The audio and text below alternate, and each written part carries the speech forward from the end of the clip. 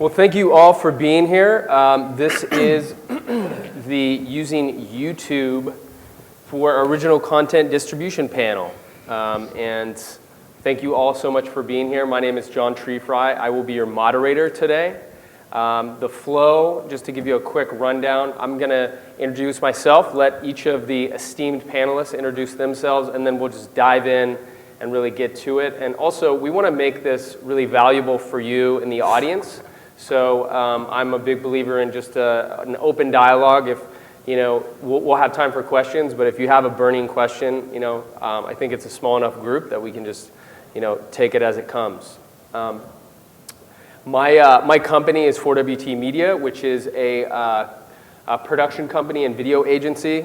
We specialize in creating branded content for brands and advertisers. So we work quite a bit on the YouTube platform, which is why I know Shira and some of the other panelists. And yeah, basically, my passion is for creating content that exists online but could belong on TV. So we really are trying to bridge the gap between traditional and new media. Cool, great, thanks. I'm Andy Stack. I work at YouTube. I've been formerly the product manager and the leader of YouTube Analytics, of the partnership program, and of the back-end financial revenue share calculation and reporting engine, the stuff that powers a lot of the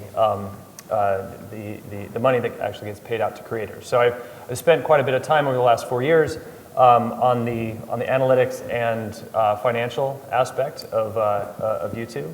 And what I'm doing now is, I guess, working a bit like the in-house entrepreneur. I work with our YouTube space in Playa Vista, up near LAX, working with creators, testing out new features and programs, and then working with our engineering team and product team up north of San Bruno to make sure we're evolving the platform to meet the needs of all of our creators. So happy to talk about anything in terms of money-making, growth, the platform, and that evolution. No complaining or trolling, though. I was about to say, because you're the one. So as a creator, definitely the guy you want to be friends with. Hey, Andy. How about you, Danny? Hello. How's it going? Hello. I'm Danny Fishman. I'm a partner at Believe Entertainment Group. We are an independent studio that focuses on development of content with high-level talent. Anyone from LeBron James, where we have an animated series called The LeBrons that partially lives on YouTube, to a docu-reality series we do with Tiesto, to scripted comedies. Sort of across the board content and programming that we'll do, develop, finance, produce, set up distribution, sell brands, integration into the shows, but much more on the entertainment end of the spectrum versus the branded entertainment end of the spectrum, meaning that we're greenlighting projects whether or not a brand is on board, and then we'll sell through to a brand on a CPM equation. We use YouTube as a platform for some of our programs that make the most sense, and we use a variety of other platforms from Xbox to Hulu to YouTube to AOL, depending on the nature of the program, et cetera, which I'm sure we'll be getting into. Good to know.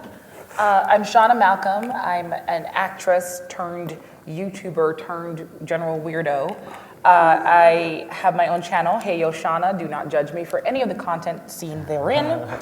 I get to just kind of experiment. I use it as a way to create I used it as a way initially to create content that I was interested in being a part of, because I'm not a traditional type in Hollywood and I wanted to work more, and so I decided to create my own work. So that was what was, for me, instrumental in YouTube.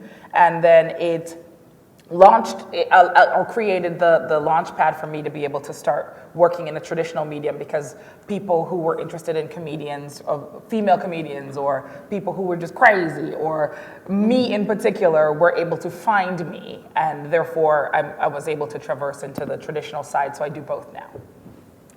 Awesome channel, by the way. She's been on our show. I'm Shira Lazar. I'm the co-founder and host of What's Trending. We curate, talk about what's hot on YouTube, and create original programming around the videos and personalities on the platform and social media overall. we like to describe it as, and this is an easy way for people to understand it, what MTV was to music videos, we are to YouTube videos and the culture around that. So we also, besides daily curation and being on whatstrending.com as a news feed of what's hot on the web, we specialize in creating live events with big brands from South by Southwest, CES, Comic-Con. Yeah, we work with Ford and Samsung and Marriott, and so we're very passionate about the talent that has emerged from this space and how to create interesting opportunities around that for them and their audiences. And so that's what we do. And they just expanded to India. And what? And you just expanded to India. Yeah, Come I on, forgot. that's I'm big. like so tired. No, yeah, I guess if you're gonna, well, the moderator might have asked that where you're headed in the future. But I'm very proud of them. I guess the future, where we see it going. To segue, no, I mean, yeah, international. I think this year is going to be very big. Besides, like. And maybe we'll talk about this, but the trend of doing stuff on different platforms and other people investing in the space besides YouTube. Sorry, it's true. I know, I'm just being sassy. But I'm sure that'll be something we talk about because I think it's interesting to see what other players in the space and how you decide to pitch what to who. And I don't think there's gonna be like an ultimate winner in this space. I think that everyone has a place in it, and some people are, and everyone has a different model, to be honest, and a different community around that. But yeah, international is also, I think, a big trend, and how you license for us, like What's Trending as an IP, as a brand means a lot, multi-platform, so what does it mean to TV, that story versus international, because What's Trending as I guess the saying means a lot to people, and so we could be in French, we could be in Spanish. India, we just did a deal with Culture Machine, which is a YouTube network in India. So we'll be doing an India language. Hindi. Hindi. Although when they gave me my examples, it was all like in English, but it was it was very interesting. It was like in English, but it was stuff that's viral in India, so it was very fascinating. Speaking of international and content, since we are talking about video, Danny has been kind enough to share with us a little sizzle from the Tiesto series that he mentioned. So I'd love to show that to you guys real quick. Video watching time. I love this part. Any preamble you want to give to us, Danny, for this? Yeah, this is, I'm hoping that I know which one they actually sent, but this is either a clip or an episode of our In the Booth series that we've been doing with Tiesto. It's a docu-reality series that we've been running for 4 seasons now that has lived on YouTube, coinciding with the fact that Tiesto has a very significant audience that already exists there, so we chose to leverage the YouTube platform to tap into his existing audience base versus trying to bring that base elsewhere. As a kid, I always dreamed about music, but I never really got much chances. I'm about to go on stage. It's gonna be crazy. The one and only Tiesto! It's still mind-blowing to see how far I came. Are you ready to party? It's nice to collaborate with young, new people. You know, they changed my direction. He's probably the most experienced artist in the music industry. He's got his finger on the pulse, but he's also open to so many ideas. He has the ear that a lot of people don't have. He knows what sounds good and what doesn't sound good. My style is always changing and evolving. It's like a boxer getting ready for the ring.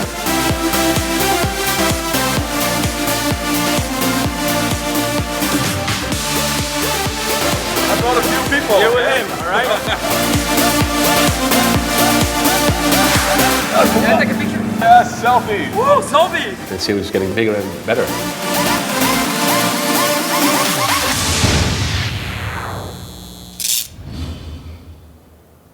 That's the life. I'm like, what is that like?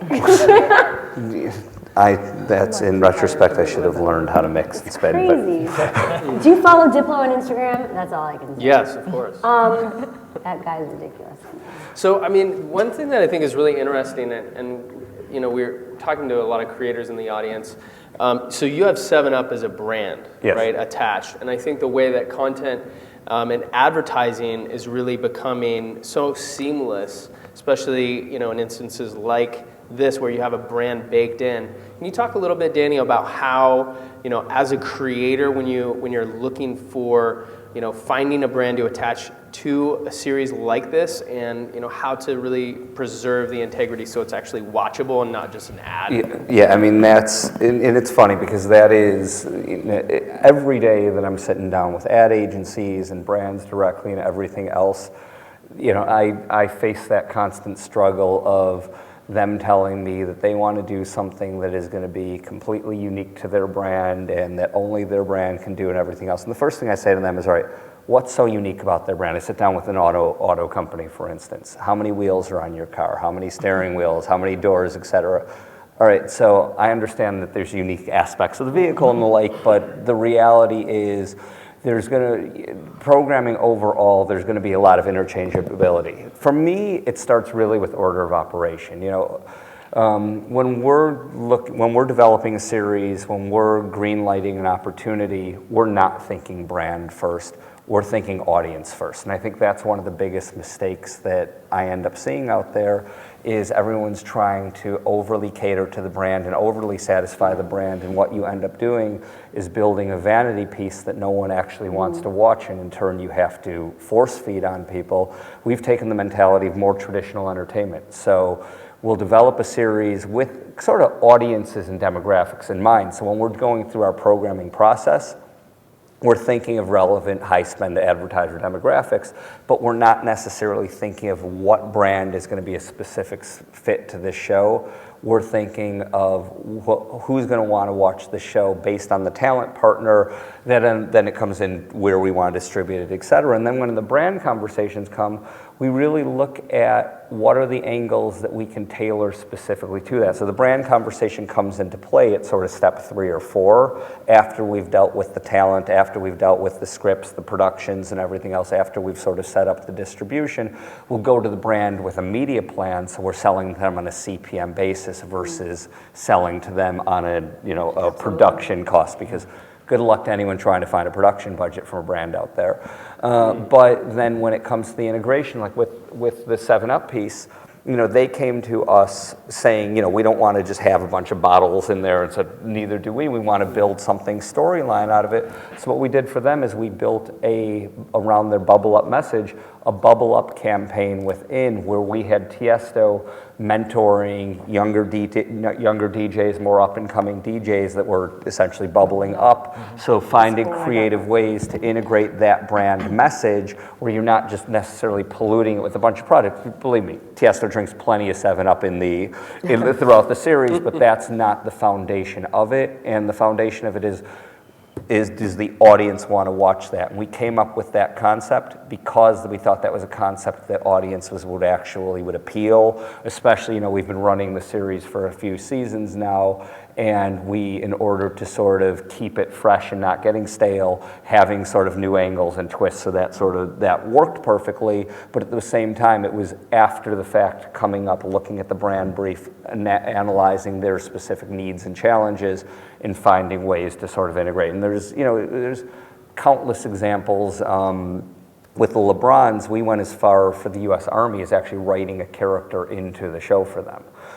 Where some brands, it makes sense to have more surrounding content and surrounding integrations or surrounding sponsorship. Some it makes a little more sense, and just long-winded way of saying staying true to the content, staying true to the audience, while still catering to the brand's needs, and not being afraid to push back a little on the brand and say, look, you know, you want a good show, you want a good vehicle for your product. Don't turn this into a long commercial. Turn this into programming that you can be affiliated with. And that is the mistake over and over. But I also see content creators too often cave to the brand. Exactly. And we're all begging for those brand dollars at the end of the day. So Yeah, in it's the final hours, everyone's like, well, I still don't know. And you're like, ugh. It's like there's only so much you can push. It becomes like sometimes. Well, at the same But time, be you also have to be willing to say no. I was Yeah. about to say exactly that. I've been a. Let's have Oh this my moment. God, Let's have you this guys moment. are I've done that. I've as a content creator, I've been in a position where my audience, I happen to know, is maybe 70% under the age of 18. I'm not a drinker myself, and my audience is young. And I've had Well, that's all, different. like That's no, but obvious that I you're said not. it to you, but this is somebody who Yeah. is throwing at me for one video maybe $25,000. Yeah, no, and that's a Yeah, big I deal. thought about that real long and hard, and then I also realized it doesn't work for me as a person. work, It's yeah. going to be disingenuous, and it also is not something I want to be representative of. I cuss up a storm on my channel. I'm fine with that. If your mama is letting you watch my crazy channel, that's fine. But it's not representative of me, and it's not something I want to portray as a message. Then we're not going to do business. You have to be able to have some line in the sand that you're just not going to go over. And you also have to make sure that you're comfortable with what your brand is. And in terms of integrations, people often will say, well, can you not do this, this, this, and this? And I'm like, well, those are the three things that I'm known for doing. Yeah. And those are the three things that are almost always in every single video. So I could not do those three things, but then it wouldn't be a Hey Yoshana video. So maybe it would be better someplace else. You're not going to get they're not going to get what they want. They're not. And So you it's sometimes like- have to tell them that. You literally have to show them that like a child and say, you're not actually going to get what you want because no one is going to watch this video. Well, what's interesting is that you actually have touched on something that I think is really important, which is content creators themselves are brands, right? Yeah. And your channel, Shauna, for example, and I'd like to ask you, Shira, because I think what's trending, really, you guys have done a great job to build your brand. You talked a little bit about international, and really going beyond what it started as. But what I'm really curious about, and especially for the audience, is like, how do you build that brand, and more importantly, how do you build the audience? A lot of blood, sweat, and tears. A lot of we both, Damon, my business partner, and I have both been in the online video space for the past since 2004, since I got here. Basically, it was buffering and QuickTime videos, but it was there. I'm just like you. I think that we weren't. I personally wasn't really accepted, or I was auditioning, I was screen testing, I wasn't getting there in terms of the traditional space. So What's Trending became an outlet for me to do what I thought there was a gap in. Everyone was like, what's your beat? Is it entertainment news? Is it politics? Is it tech? And I was like, well, it's internet culture. At the time, a few years ago, there wasn't a show like that. What's Trending, when we came up with the concept for What's Trending, and my first outline is in October of 2009. And it took us a year to get AT&T on board. And originally, when we were gonna launch it, everyone's like, why don't you just do the show and just do it as like a webcam, or why do you have to wait for a budget? Just do it. And I agree, and I say that this day and age. But at the time, there wasn't high quality shows as much on the web, and everything deemed the web, it was like, oh, green screen, it's like the bastard child of broadcasting, you're doing it to launch for TV. And I said, no, we want to create, this is for the web and by the people of the web, because I had been very passionate about the space, and I want to do it as high quality as a TV show would be. But obviously we had lower budget, but I still want to maintain that quality and bring a spotlight to the stars, like give them the attention that they deserve. And I think that we came at a time where that trend was going, where this was the next generation of star, and we were bringing them the quality that they deserve to tell their story properly. It wasn't like, oh, just come to my show, it's gonna be a table and like the world's in the back. Yeah, this is my curtain in the back. Yeah. But so it took time. So long story short, in my female ways of telling stories, yeah. So it's taken a long time. It's like Cheers. It's like we've been in the community, we care about it, and there's been a lot of players that have come in, doing and trying to do what we do, and I think that we continue to stand by our philosophy and why we started doing what we do. And in the midst of brands coming in and maybe, sometimes questioning, like, is this the right thing to do? Or like, could this be selling out? Or like, TV opportunities and international. I think I always come back and I'm like, why did we start doing this? And it was because that we didn't have a platform to do it in the past. We wanted to tell great stories of emerging creators and connect with the communities around them. So if you keep on going back to that filter, I think you'll always stay true to what you're doing. And so as we grow and do more, branded stuff, and And I think also within the brand and stuff, like Marriott even, we always kind of bring in a YouTuber and making what they've wanted to do possible. So we have our relationships with talent, and it's all about what can we bring you that you can't do on your channel. It's like not saying like, oh, just do what you're doing on your channel. Like, hey, do you want to be on a show with a traditional celebrity? Do you want to have fun? Like, it's an experience. When you do a What's Trending thing, it's like a crazy, wacky kind of experience. I was going to say too, though, it's also, I found that as we've gotten more into multiple seasons of our shows, that's also at a point where we can start doing the stuff that is even a little more deeper from a custom standpoint, et cetera, because we've already built the credibility with the audience. And we're not breaching it, but at the same time, the audience also understands that they're watching the programming for free for a reason. Exactly. So there is that balance. We just don't want to pollute the programs. I have one question just for the audience. Of the content creators in here, how many of you deal with brands either through agencies or brands directly, or is that anything that you guys are dealing with directly, or? Show of hands, how many people are dealing with brands? Yeah, there you go. Well, yeah, the funny thing is when we didn't have a brand on board at a certain point, our audience was like, how are they paying for this?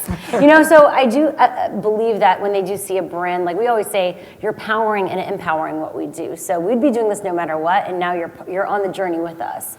So for you guys, production value is really key, and I think that's one of the differentiators, right, with What's Trending as a show, and also I think with the Tiesto example. But Andy, I'm curious from your perspective, because you see tons of different channels. You talk to, you must see, I don't know, hundreds if not thousands of channels. Can you talk a little bit about production value? Because I think that's an interesting, topic. How important is it that, you're creating really high quality content, or is that even important? No, I think that's a good question. One common thread that I've just seen be successful through a variety of different channels, and it was sort of an undercurrent in what Shira was talking about, but she didn't call it out specifically, and that's authenticity. Yeah. If you're really authentic about what you're trying to create, that is what wins, and that's what's won over the past few years, and that is what's still winning. And so if the audience and the fans see what you're creating is truly authentic, then you can have channels that are wildly successful, like Toby Turner, who will just shoot something with his flip cam in his underwear in his bedroom, and then he'll get 3 or 4 million views on that. But then you've got other creators like Joe Penna, Mystery Guitar Man, who keeps leveling up the quality of really interesting music interaction videos to the point in which he's now created a short film that was funded by New Form Media. He's experimenting with longer form, episodic, higher quality video, and for him, that's kind of where he wants to go and progress from that standpoint. So I would say, first of all, think about who you are as a creator and what you want to achieve, because your voice can be successful whether it's through a range of production qualities. Now, from the advertiser and the viewer standpoint, we certainly recognize, I think, the need for YouTube content, or content that resides on YouTube, to have certain levels of quality that brands would love to throw more money against, and we have seen some success, lots of success through creators who have up-leveled their production quality. This is one of the reasons why we've made a large investment in the YouTube spaces. We now have 4 that are worldwide. We have Tokyo, London, LA, and we just opened New York last week. And these are studio spaces that we make available for free for YouTube creators who meet a certain threshold of subscribers. But what is the threshold for that? It depends on the location. For LA, it's 10,000 subscribers. For New York, it's 5,000, and for Tokyo, it's 1,000. And so, and if you want to make use of that, you can actually collaborate with, and you don't have that threshold. One option is to talk with Shira and do a collaboration with What's Trending. In fact, What's Trending. Yeah, we did had a residency there for 3 months, and then we've done live events there. We've collaborated there a lot. Right. Yeah. And so You we could also collab with me. And Yes. Yes. Just saying. And so we've had lots of so we've definitely seen returns in terms of better watch time and better ad packages that we can throw against higher quality, as long as it makes sense. And if I may just piggyback on that, in my limited experience, obviously I can only speak from my channel and what I've been able to do. Some advertisers are interested, as you've said, in the higher quality, and they want it to look good because it represents their company. But I've also encountered sometimes smaller, I guess more mom and pop companies that want it to be more conversational, so they love the vlog style of you Well, that just goes back to like kind of full screen, like in a lot of creators' experience, and this is like now a lot of YouTube networks are doing this, where they'll have an advertiser that might be a more mom and pop or smaller budget, and they'll say, hey, they'll put a message across all the YouTubers in their network. X amount of money if you do a shout out at the beginning of your video, and it's very authentic, and it's like your vlog style. It's not like you're talking about all these things, and then you happen to mention this other thing that they are asking you to talk about, and kind of have it be an organic integration. So there are companies who are interested in that angle or that way of advertising their product. And that's an interesting model, because like Astronauts Wanted, who does, actually I really enjoy their stuff right now. They did Hey USA with two big YouTube stars, Grace Helbig and Mamrie Hart, where it was a travel show. It was kooky, it was fun, quirky. They're comedians and personalities on YouTube. And so they launched the channel, then they went on thescene.com, which is a Condé Nast site, and did longer episodes there.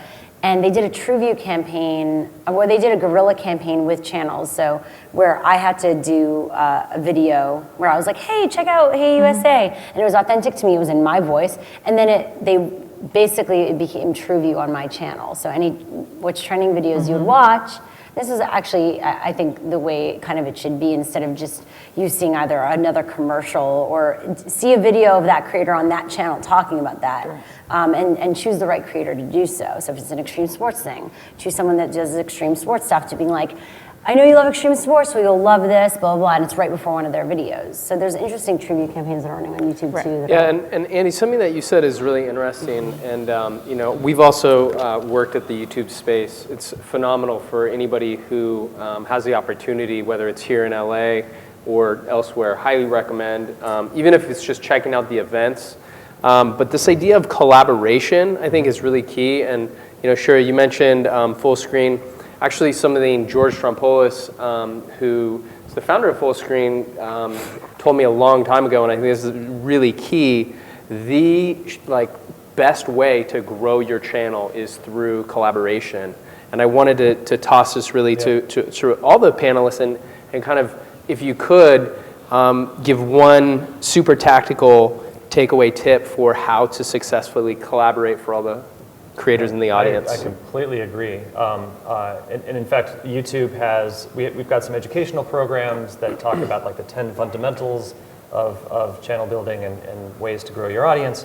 But the number one thing that I tell people is that look to collaborate with somebody. There's no better way to grow your audience than doing a collaboration with somebody else. And the reason we can back this up with data, which is super exciting. And I'll explain this real briefly here. And that is, YouTube is not a parasitic environment in which, if we were to collaborate, I'm going to end up stealing views from your channel, or you're going to steal views from mine. It doesn't work that way. It actually is mutually beneficial to everybody. If we do a collaboration, it's beneficial to you, to me, to the advertiser, to YouTube. And the reason for that is that you can think of the viewer, from the viewer's standpoint, there's always going to be the end of the video, in which they're always presented with the question of, okay, what next? Do I go back and check my email? Do I watch another video? And so to the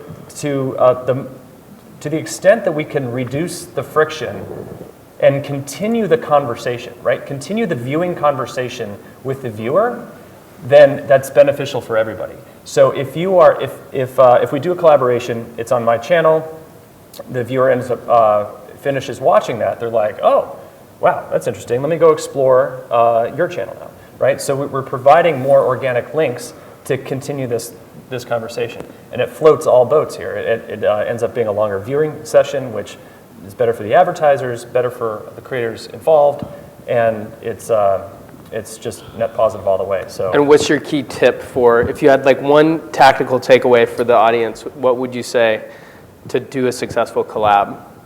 Well, I would say, I think one of the challenges is finding maybe the right one.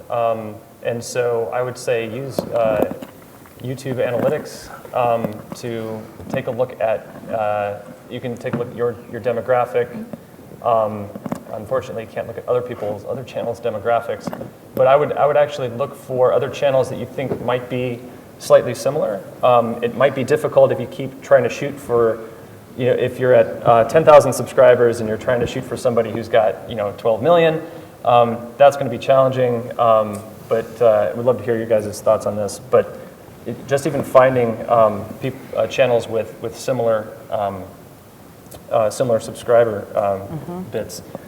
Just start doing those collabs, and I guess one thing that I've found that works really well early on when I started tracking this stuff was in 2010, Dane Bowe of Annoying Orange was the channel that was the clear out leader in knocking things out of the park. He was doing everything well on a variety of different angles. And one of the things that he worked into his content is that he had, I don't know if you're familiar with the Annoying Orange, it's like Talking Fruit, it's a comedy channel. And he's able to, each episode, he can have a new fruit and a new guest voice. Well, that guest voice is yet another creator. And so that's just a very organic way within his structure that he has baked in collaboration. So that was a phenomenal way for him to help build and grow the audience. Very interesting. How about you, Danny? It's interesting. I mean, from where we sit, that hasn't really, we've come more from the standpoint of leveraging YouTube as a distribution channel versus actually looking at it from a collaboration standpoint or even from a development standpoint. So it's been more of we have existing talent that has a significant presence there. I mean, part of our development process is when we're, evaluating talent, whether it be Tiesto, whether it be LeBron, or Jay Moore, or any of the sort of celebrity talent that we use, we're always looking at what kind of channel numbers they have and everything else. But we're also looking at overall social media reach. What we're starting to explore is more of those breakout talents who have that level of subscribership and everything else that we're going to tap into. But frankly, it's not an area that just we as a company has really played in yet. So no tactical tip? No, I mean, you know what? You're better off probably polling the people in the audience for a tactical tip on that one than me, because it's honestly outside of my area of expertise. Maybe a quick one on securing like high-level celebrity talent to work with? Do you have any takeaway there? I mean, the part of the reason that we're able to secure the level of talent that we are is we're not, turn the cameras off for 1 second now. We're not paying them a fortune up front. We're giving them a high level of ownership and participation. I mean, part of the reason that that talent likes to work with us is we make it very easy for them. We're not a pain in the ass. We're not network executives that are giving notes and everything there. We allow them to have a lot of creative freedom while we're overall guiding the process and sort of, sometimes we're casting talent, sometimes talent is coming to us with opportunities and we're sort of developing around that. But whenever we're working with them, we also give them real ownership in a project and real upside. So, sometimes they're getting some upfront cash, but it's really about the growing it and everything else, and it's something that they've really never had an opportunity to deal with in network television. Really good. How about you, Shauna? Audience building and collaboration. I can tell you a don't. Well, that's how you built your channel. You were a collaborator. I was collaborating, but I can tell you a don't that I've encountered over the past 2 years that I've been. So people will reach out. I have a business email and say they want to work with me. And obviously, since my time is important to me, I will check out what it is that your brand is, what your channel is, what you're about before agreeing to do anything. And it will be either they're not very professional, 2, I'll go to the channel and you've made 3 videos in 7 months. And then you reach out and you say, I want to collab with you. Really? I don't really think so, because based on what your track record is from your work ethic, you're not doing this on a consistent basis. I'm going to auditions and I'm coming here and then I'm uploading a video tomorrow that I have to edit tonight.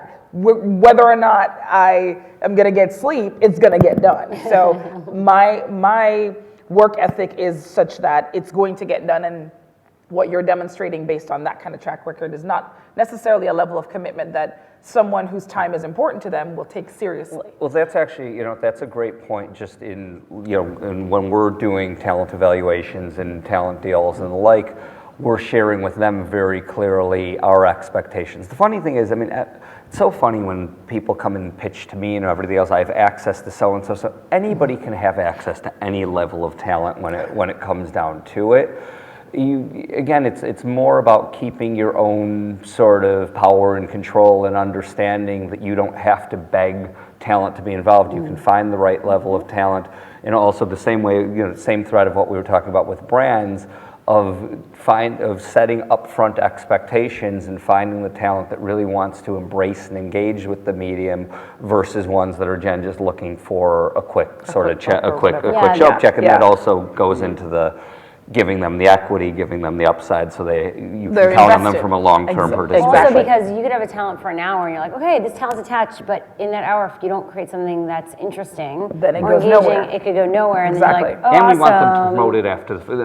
And the more proud and invested someone is, the more likely it is that they will do those things. And it's better to push and say, okay, we need you for 5 hours, and they're like, oh no. You're like, no, but this is what will allow us to creatively execute this properly. This isn't like a commercial. It's like, this piece of content, people need to believe that you believe in it. If you don't, then let's just not do it. If you're not going to give you a few more hours to make this work properly, because this is what we need to execute. This isn't a drop and you're not a puppet for this, you should care. Which, another thought, really quickly before I forget it, along the lines of what not to do, is also when because I've collaborated, just to be clear, I've collaborated with people with 1,000 subscribers. And that typically doesn't happen very often on YouTube, but it's also that they came prepared with ideas. Yeah. They weren't just going, okay, now you be funny, go. Are you kidding? No, this is not how it works. This is us actually collaborating. We have to create something together. So when people come prepared with ideas, and if I think they sound interesting, and I see that they've been posting regularly and they're working hard on improving their content and all of those things, I've done it numerous times where I've worked with people with very, very small challenges that no one's ever heard of, and just in an effort to shine a light on them and help them develop whatever that is. You see their vision. Yeah. They have a vision. It's not just like a random fly-by night thing. They're like, oh, we're going to be on YouTube because it's cool right now. Right now, exactly. That's the other pitfall of it, because it's now, when my friends, as Shira mentioned, I started on YouTube because I inadvertently was collaborating for like a year before I even started my channel. You were on with Shane Dawson. Shane Dawson is a prominent YouTuber who's been around forever, and I met him on the set of a movie. We became friends. I didn't even watch YouTube at the time. Didn't know who he was or what he was about. And because we were hanging out as friends, I was in all of his vlogs all the time. So suddenly, it was his audience of, I think at the time was maybe 8 million people, seeing me on a weekly basis and going, that girl crazy, that girl funny, she should have a channel. I'm like, a channel? What the hell is that? How many subscribers did you have before you even put up a video? About 122,000. Isn't that crazy? Which was it was a trip. So it was also terrifying, because I don't know what I wanted to make at the time. So we only got a few minutes left, and I want to make sure to open it up for questions, but I think we got some really good takeaway. We got looking at subscriber numbers is what Andy said, to find collaborators. Danny said back-end deals to incentivize, A-list talent. And then Shauna, you had mentioned just really vetting people. I'll do one more thing. And you do your one thing. Well, because what's trending for us was like, we're like your TRL, your editorial platform. Like for us, I was not going to be a singer or songwriter. I sing in the shower, it's awesome.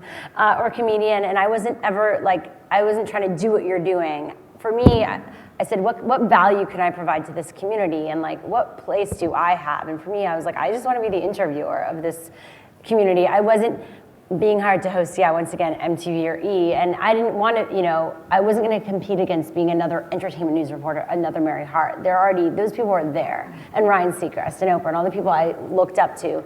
So I said, like, what's my beat? And I was like, this is my beat. These are my people. Your people. These are the stories I want to tell, because I felt at the time, now on talk shows and morning shows, these stories are all being told, like the overnight successes, the viral videos. But having done it for years, we continue to say, like, we are a place that we want to continue telling those stories. And I think having been around and saying that this is our contribution to the community and maintaining that, it allows it so that, we provide another aspect to what a lot of these talent do, which they wouldn't do on their channel. We allow them to collaborate with traditional stars. We create those opportunities. Sometimes if you get to know us, there's brand opportunities involved.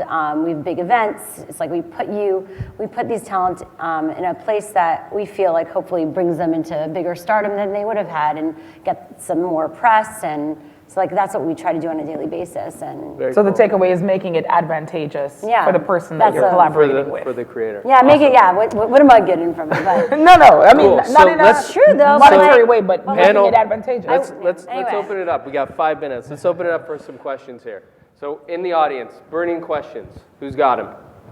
Right here. When it comes to collaborating, what is the mechanics? What are the mechanics of actually pivoting that collaboration to get viewers back over to my site? Let's say I collaborate with somebody who's got a pretty thriving channel, or maybe even not so thriving channel. Is it just as simple as putting annotations and direct links back? Most people do So let me just repeat the Yeah. question. So the question is, when you do a collaboration, how do you get people actually back to your site or where you want your viewers it depends to go? Also if your site is something that connects with that audience. Bless you. Yeah. If you're ultimately, you could be in someone that has 10 million subscribers. If your site is something that's not necessarily what they would use or do, they will just not click it. You know what I mean? So making sure that it's a good fit in terms of the type of content. And once you've done that, most YouTubers, at least the ones that I know, a lot of, and Andy could probably speak to this a little bit better, but the ones that I know, and I, as a practice, it's go check out this person's. We literally will say, go take a look, or we did a video over on blah blah blah, and link in the description. And for the description also, if you can get it above the fold, is also helpful. And annotations, you have to be careful, and Annie can speak to this because you can't send an annotation off-site unless it's a verified and connected site. So it's a funding site, fundraising site. Get people over to my YouTube channel, And staying on platform, you're gonna have much better click through than trying to send somebody off platform. Have them comment on the video too. That helps so as well. It's in their feed. Cool. Any other questions from the audience? Yes. How do you guys utilize the analytics? I don't think I heard that one. Can you repeat the question? Okay. How do you guys utilize the analytics?